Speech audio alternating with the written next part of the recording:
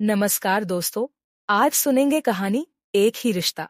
अभी तुम्हें पता है कल ऑफिस में नए बॉस आ रहे हैं।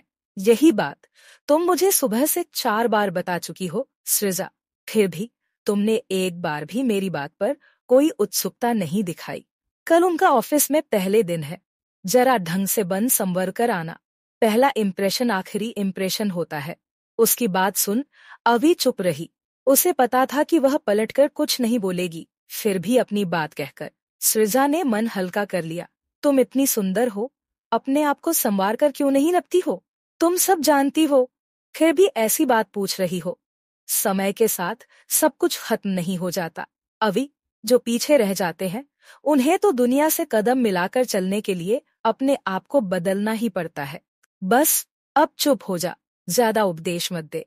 अभी बोली तो वे दोनों मुस्कुरा उठी। सृजा और अवी में आपसी समझ बहुत अच्छी थी। सृजा अपने आप को जमाने के अनुसार अपडेट रखती। अवी को इससे कोई मतलब न था। पिछले 5 साल से वह इस ऑफिस में काम कर रही थी, लेकिन आज भी यहाँ के माहौल में अपने को ढाल न सकी। उसे दुनियादारी से कुछ लेना देना न था। ऑफिस वाले उसके व्यवहार को लेकर टीका टिप्पणी करते रहते। वह पलटकर कभी जवाब न देती। शाम को ऑफिस खत्म होने के बाद वह घर आई। उसे समझ नहीं आ रहा था कि उसके रहन सहन के तरीके से नए बॉस के आने का क्या लेना देना है। वह जैसी है ठीक है, अपना काम तो बड़ी लगन से करती है, और सच पूछा जाए तो वह अब श्रृंगार करे भी तो किसके लिए? उसके पति विशाल को गए हुए पूरे 6 साल हो गए थे। उनके जाते ही उसकी जिंदगी एकदम से बदरंग हो गई। उसने कभी सपने में भी नहीं सोचा था कि विशाल उसे इतनी जल्दी छोड़कर चले जाएंगे। कितना प्यार करते थे वे उससे। उसकी हालत देखकर उस वक्त सृजा ने ही उसे सुझाव दिया था, अवी तुम ऑफिस में नौकरी के लिए प्रार्थना पत्र दे दो। हो सकता है बॉस तुम पर रहम कर विशाल की जगह नौकरी पर रख ले। कब तक उसकी याद में ऐसे ही आंखें भिगोती रहोगी? उसकी बात अवी को ठीक लगी थी और उसने नौकरी के लिए प्रार्थना पत्र दे दिया था। विशाल एक बहुत ही कर्मठ और ईमानदार इंसान थे। ऑफिस में किसी को उनसे शिकायत न थी। उसके पति की सब इज्जत करते थे। उसकी वफादारी को देखते हुए बॉस ने अवी को नौकरी दे दी। वह अपने काम से काम रखती। बाकी ऑफिस में क्या हो रहा है, यह सारी खबरें सृजा ही उसे लाकर देती थी। उसका बेटा पावस 15 बरस का हो गया था। विशाल अपने पीछे इतना पैसा छोड़ गए थे कि बेटे की परवरिश ठीक से हो सके। उसके सपने को पूरा करने के लिए उसने बेटे को एक अच्छे हॉस्टल में भेज दिया था। विशाल के जाने के इतने बरस बाद आज उसने अपने आप को दर्पण में बड़े गौर से देखा था। चेहरे पर थोड़ी प्रौढ़ता आ गई थी और बालों में भी हल्की सी सफेदी, जिसे उसने ढंकने का प्रयास कभी नहीं किया। सृजा के इतना कहने पर उसने विशाल की पसंद की गुलाबी साड़ी बरसों बाद पहनी थी। बालों पर मेहंदी लगाकर उन्हें करीने से बांध लिया था और चेहरे पर हल्का मेकअप कर ऑफिस आ गई। उस पर नजर पड़ते ही सृजा बोली, आज बहुत सुंदर लग रही हो। अवी ने उसकी बात सुनकर कुछ नहीं कहा, बस हल्के से मुस्कुरा दी। आज सभी कर्मचारी वक्त से पहले ऑफिस पहुंच गए थे। ठीक 10 बजे बॉस ऑफिस में आए। सृजा ने आते ही उन्हें फूलों का बुके थमा दिया। सबसे पीछे अवी खड़ी थी। सृजा ने उसका परिचय कराया तो बदले में एक हल्की सी मुस्कान के साथ उसने हाथ जोड़ दिए। उसके चेहरे पर नजर पड़ते ही बॉस विवेक चौंक गए और बोले, आप यहाँ? अवी ने दिमाग पर जोर डाला तो उसे लगा कि शायद उसने उन्हें पहले कभी देखा है। अवी से कोई उत्तर न पाकर विवेक अपने केबिन की ओर बढ़ गए। औपचारिकताएं समाप्त होने के बाद उन्होंने चपरासी को भेजकर अवी को अपने रूम में बुला लिया। मैं आई, कम इन कहकर वह कमरे में आ गई। आपको यहाँ देखकर मुझे बड़ा आश्चर्य हो रहा है मिसेस विशाल। आपको याद है मैं भी उसी कॉलोनी में रहता था जिसमें आप रहते थे। आपके ठीक सामने वाला घर मेरा था। तब मैं आपका नाम तक नहीं जानती थी। मैं और विशाल इसी ऑफिस में काम करते थे। विशाल ने कभी आपसे परिचय नहीं कराया। आपको यहाँ देखकर मुझे आश्चर्य हो रहा है। एक रोड एक्सीडेंट में 6 साल पहले विशाल हमें छोड़कर चले गए। ऑफिस वालों के अनुरोध पर मुझे यहाँ नौकरी मिल गई। आपको बॉस की कुर्सी पर देखकर अच्छा लगा। इसका मतलब अब आप अकेली रहती है। परिस्थितियों के आगे किसका बस चला है। मैं जा सकती हूँ, सर, अवि ने पूछा तो विवेक ने उसे जाने की इजाजत दी। वह उसे देखते ही भूल गए थे। आज उनका ऑफिस में पहला दिन है और उन्हें कुछ जरूरी मीटिंग लेनी है। अवि अपने केबिन में आ गई। सृजा ने पूछा, तुम इन्हें जानती हो? वर्षों पहले ये हमारे फ्लैट के ठीक सामने रहते थे। यह तो तुम्हारे लिए खुशखबरी है, सृजा बोली। तो अवि ने पलटकर कोई उत्तर नहीं दिया। पूरा दिन नए बास के आने की गहमागहमी में निकल गया। शाम को घर आकर अवि विवेक के बारे में याद करने लगी। तब कितने दुबले पतले और शर्मीले हुआ करते थे विवेक। शायद उसे वह अच्छी लगती थी, इसीलिए जब भी मौका मिलता बालकनी में खड़े होकर उन्हीं के घर की तरफ देखा करते। कभी अवि से उसकी नजर टकरा जाती तो वह अपनी नजरें झुकाकर झट से कमरे में घुस जाती। मीटिंग निपटाने के बाद विवेक घर आए। उनके सामने जवान अवि का खूबसूरत चेहरा घूमने लगा। कितने सुंदर और मासूम थी अवि। उसे भी अवि जैसी पत्नी की चाह थी। उसने विशाल से दोस्ती बढ़ाने की कोशिश भी की थी, लेकिन विशाल ने उसमें कोई रुचि नहीं ली। अवि की सुंदरता ने उस पर ऐसा जादू किया था कि वह विशाल के ऑफिस जाते समय सारे काम छोड़कर उसकी एक झलक देखने बालकनी में आ जाता।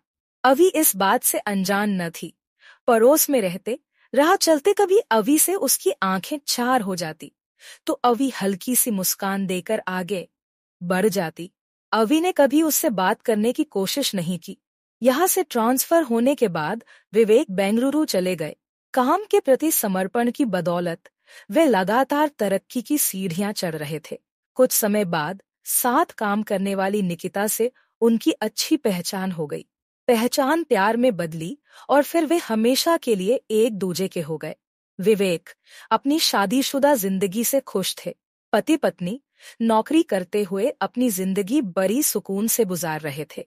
आज अचानक ऑफिस में अवि को देखकर विवेक पुरानी यादों में खो गए और उनके सामने मासूम दुबली पतली सुंदर सी अवि का चेहरा साकार हो गया। उसके बर्ताव में उसे ज्यादा अंतर महसूस नहीं हुआ। नौकरी करने से उसके व्यवहार में खुलापन आ जाता तो वह उससे भी जरूर कुछ पूछती।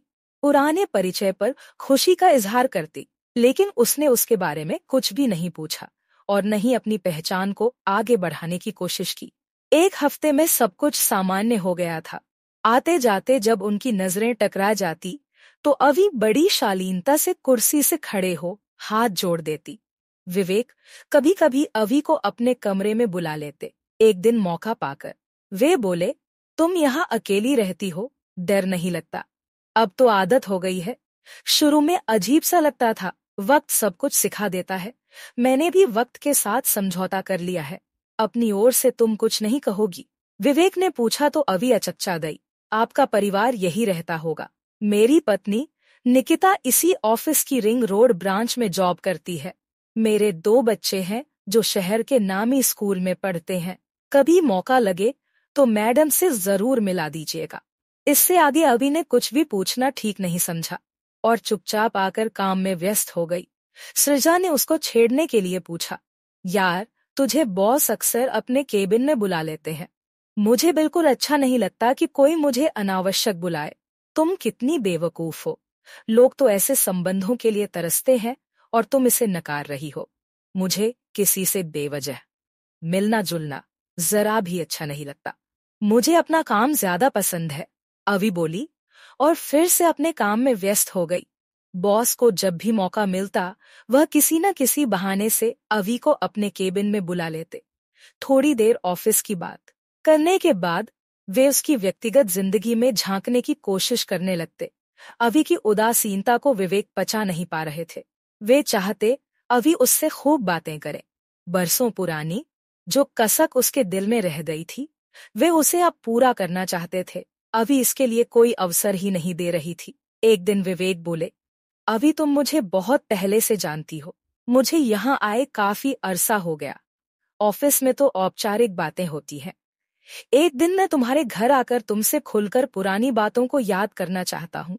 उनकी बात पर अवि बोली, मैं भी आपको और निकिता जी को घर पर बुलाने की सोच रही थी। तुम तो जानती हो उसे कितना काम रहता है।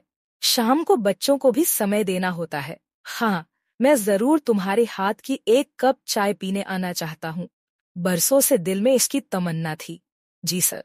तो फिर शनिवार का दिन पक्का रहा। मैं शाम 8 बजे आपसे मिलने आऊंगा।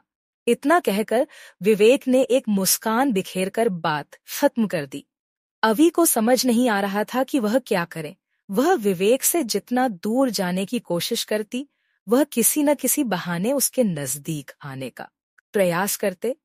आज तक उसने किसी सहकर्मी को अपने घर नहीं बुलाया था। उसे किसी पराये मर्द का घर आना जरा भी पसंद न था। आज बॉस के आग्रह को वह टाल न सकी। अंदर ही अंदर वह बहुत परेशान थी। शनिवार का दिन आ गया। शाम को ठीक 8 बजे घर की डोरबेल बजी। अवी ने दरवाजा खोला तो ताजे सुर्ख गुलाबों का बुके लिए विवेक खड़े थे। अवी ने हल्के नीले रंग की साड़ी पहनी हुई थी। उसने वह बेहद खूबसूरत लग रही थी। उसने बड़ी गर्मजोशी से मुस्कुराकर उनका स्वागत किया। विवेक ने अवी को बुके थमाते हुए एक हल्की सी मुस्कान उस पर डाली और इत्मीनान से सोफे पर बैठ गए। बहुत दिनों से दिल में तमन्ना थी कि तुमसे खुलकर बातें करूं। ऑफिस में तो ये सब बातें हो नहीं सकती। आपने ठीक कहा। आप क्या लेंगे, चाय या कॉफी? जो तुम्हें पसंद हो वही ले लूंगा। प्यार भरी नजर अवी पर डालते हुए विवेक बोले, मैं अभी लेकर आती हूँ। घर पर कोई मदद करने वाला नहीं है। अकेली रहती हूँ, इसीलिए बेवजह किसी का घर पर आना मुझे पसंद नहीं है। एक आया काम करती है, वह भी अपना काम निपटाकर चली गई। अवी बोली तो विवेक ने राहत की सांस ली। वे बड़े सहज होकर चाय और अवी का इंतजार कर रहे थे। कुछ ही देर में पैरों की आहट सुनकर विवेक ने पलट कर देखा। सामने चाय की ट्रे लेकर निकिता आ रही थी। विवेक को तो जैसे सांप सूंघ गया। उन्हें लगा किसी ने उनकी चोरी पकड़ ली हो। निकिता, तुम यहाँ? हाँ, अवी ने बहुत जोर दिया था कि आज शाम मैं यहाँ आऊं। मैं उसके आग्रह को टाल न सकी।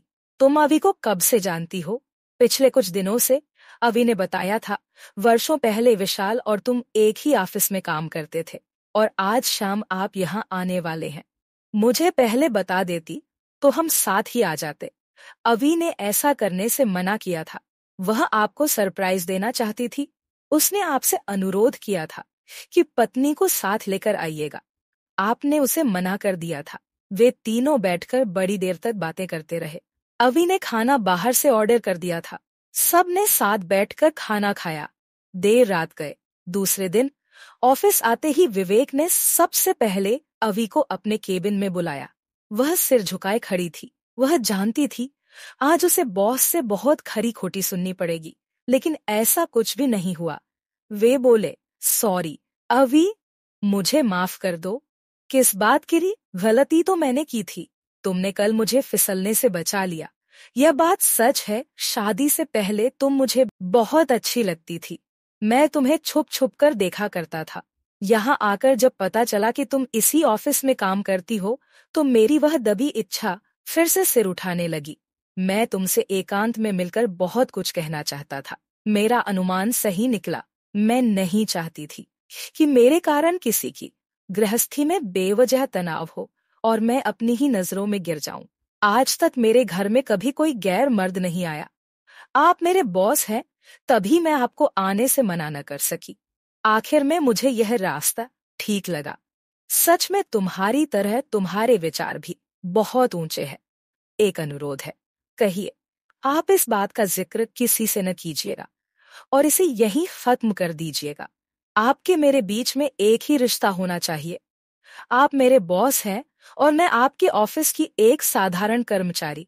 इतना कहकर अभी कमरे से बाहर निकल गई। मन का बोझ उतर जाने से उसने राहत की सांस ली। प्यारे मित्रों, ये थी आज की कहानी। आपको कैसी लगी कमेंट में जरूर बताएं और ऐसी ही कहानियों के लिए मेरे चैनल को भी सब्सक्राइब कर लीजिए। वीडियो को लाइक भी जरूर कर दीजिए। कहानी सुनने के लिए आपका धन्यवाद।